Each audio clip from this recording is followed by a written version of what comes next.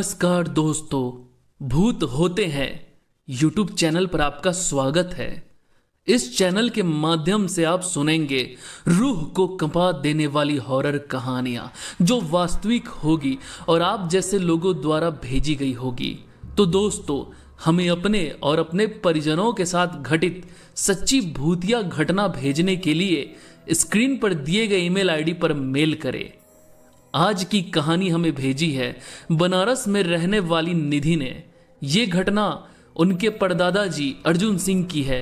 तो आइए आज की कहानी शुरू करते हैं।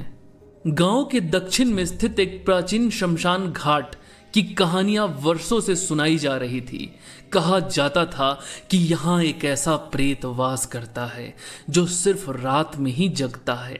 इस प्रेत की उपस्थिति इतनी भयानक थी कि रात के समय गांव के लोग इस शमशान घाट की ओर झांकने से भी डरते थे। ये शमशान घाट सदियों पुराना था और आसपास के सभी गांवों के लोग अपने मृतकों का अंतिम संस्कार यहाँ ही करते थे।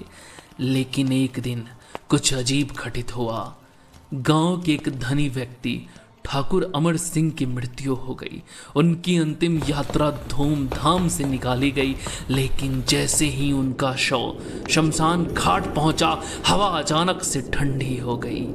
आसमान में काले बादल छा गए और चिता की अग्नि बार बार बुझने लगी। उस दिन के बाद से गांव में अजीब घटनाएं शुरू हो गई। लोगों ने कहना शुरू किया कि ठाकुर की आत्मा चैन से नहीं गई है और वह अब एक प्रेत बन चुकी है। रात होते ही गांव में अजीबो गरीब आवाजें सुनाई देने लगती थी।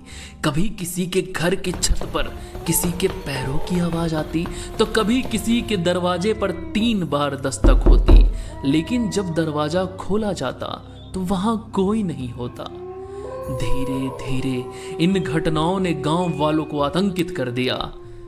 एक दिन गांव के कुछ नौजवान लड़कों ने साहस दिखाने का निश्चय किया। उन्होंने सोचा कि वे शमशान घाट जाकर देखेंगे कि वहां आखिर क्या हो रहा है। इनमें से प्रमुख थे अर्जुन, जो गांव के सबसे बहादुर लड़के माने जाते थे। अर्जुन ने अपने 4 साथियों के साथ शमशान घाट जाने की योजना बनाई। उस रात जब गांव की बत्तियां बुझ चुकी थी और चारों ओर सन्नाटा था, वे 5 लड़के शमशान घाट की ओर बढ़े। शमशान घाट तक पहुंचते ही हवा और ठंडी हो गई। अर्जुन ने अपने साथियों को हिम्मत बंधाई और कहा, डरने की कोई बात नहीं है, ये सब हमारे दिमाग का भ्रम है। लेकिन जैसे ही वो शमशान के करीब पहुंचे, उन्हें वहां की मिट्टी में से अजीब से निशान दिखाई दिए। वे निशान इंसानी पैरों के ही थे, लेकिन बहुत बड़े थे। लड़कों ने आगे बढ़ने का निश्चय किया, लेकिन अंदर जाते ही अर्जुन की एक साथी की नजर एक पेड़ पे पड़ी। वहां एक अधजली चिता के पास एक छाया खड़ी थी। छाया धीरे धीरे हिलने लगी।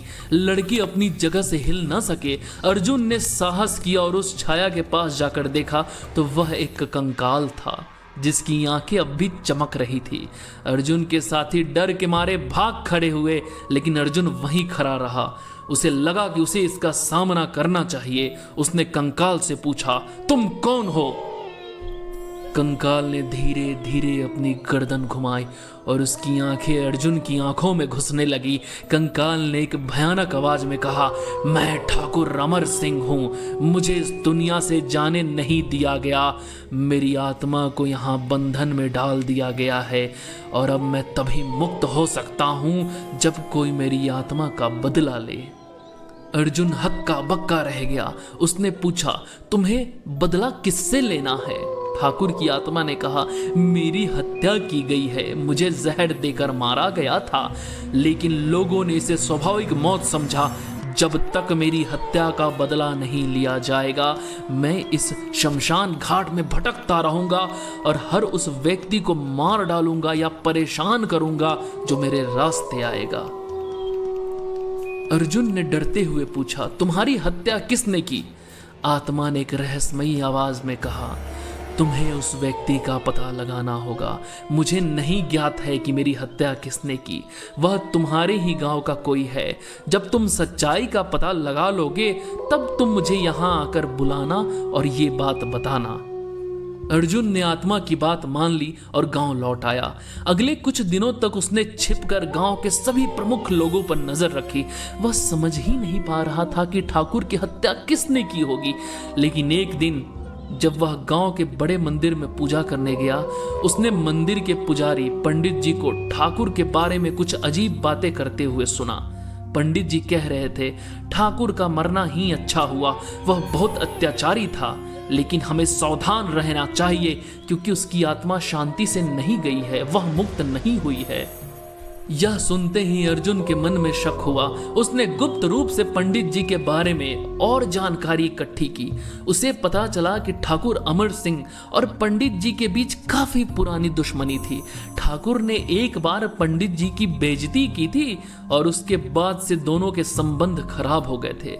अर्जुन को धीरे धीरे यकीन होने लगा कि पंडित जी ने ही ठाकुर की हत्या करवाई थी।